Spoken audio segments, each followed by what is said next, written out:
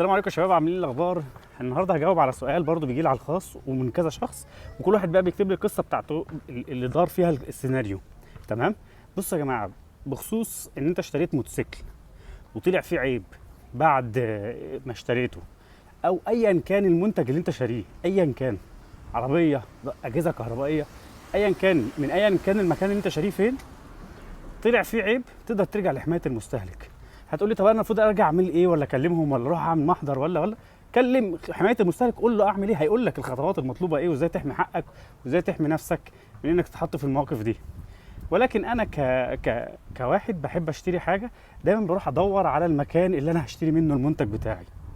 خصوصا الناس بتقول لي انا دافع فيه دم قلبي وتعبت على الحاجه دي، وانا ببقى مقدر ده جدا.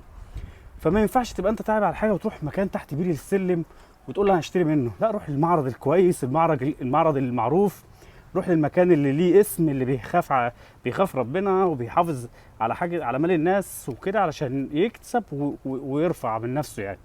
مش واحد اول ما يجي له مشكله يقول لك لا مش بتاعتي، او يقعد يماطل فيك. معروفه هيماطل معاك كذا. ثانيا، ما ينفعش تبقى انت لقيت مشكله وتفضل تتحرك بالموتوسيكل. ما دام انت واجهتك مشكله، تركن الموتوسيكل، تقول الموتوسيكل اهو عندك، حلهولي، حل لي المشكله، وتكلم حمايه الموتوسيكل تعرف منهم ايه الخطوات بالظبط اللي تتبعها. ما ينفعش تعرف ان في عيب وتفضل بتستخدمه. تمام. واتمنى لكل حد بيقابله مشكله شبيهه كده ومشي مع حمايه المستهلك وجابوا له حقه، يكتبها تحت في الكومنتس علشان يوعي الناس، عشان الناس تعرف بخصوص موضوع حمايه المستهلك ده قصته ايه وماشيه ازاي يعني. ماشي يا شباب، يلا سلام.